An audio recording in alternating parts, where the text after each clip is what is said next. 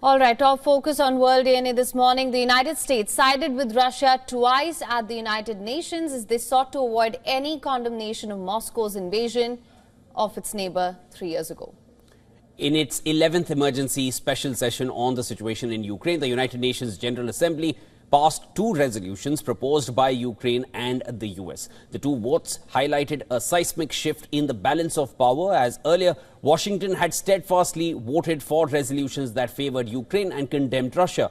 Washington and Russia aligned first at a morning vote at the General Assembly and again at an afternoon vote of the Security Council. Now, the resolution drafted by Ukraine and supported by many European countries received 93 votes in favor, 18 votes against and 65 abstentions. India, along with China, abstained, while the US and Russia voted against.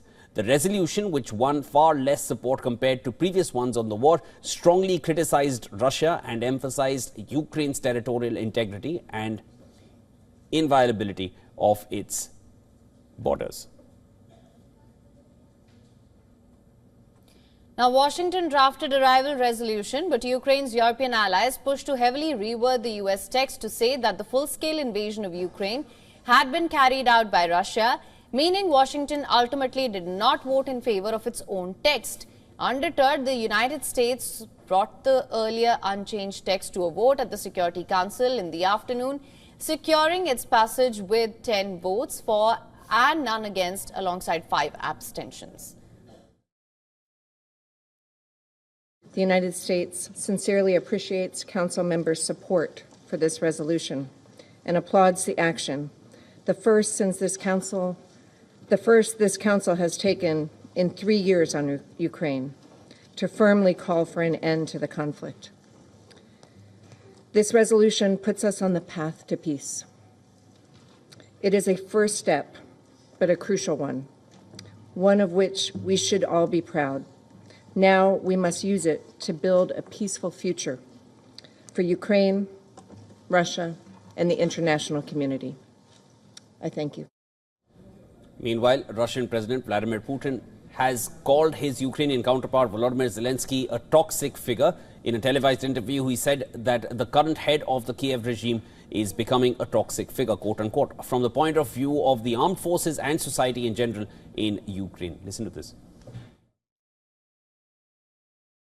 The current head of the Kyiv regime is becoming a toxic figure for the armed forces of Ukraine because he gives ridiculous orders dictated not by military considerations but by political considerations. At the same time, it is not clear on what they are based. This leads to unjustifiably large losses, if not very large or catastrophic losses for the Ukrainian army. Now, further, Putin said European countries can participate in talks to resolve the conflict in Ukraine, as he sees nothing wrong with that. We could come to an agreement with the United States, we don't mind. I think it's a good idea.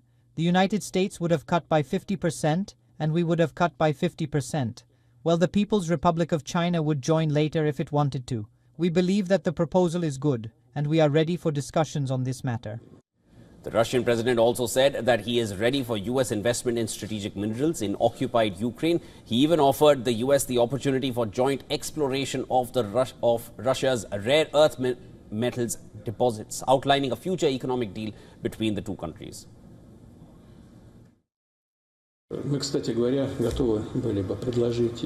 We would be ready to offer our American partners, when I say partners, I mean not only governmental and administrative structures, but also private companies, an opportunity for joint work if they showed interest.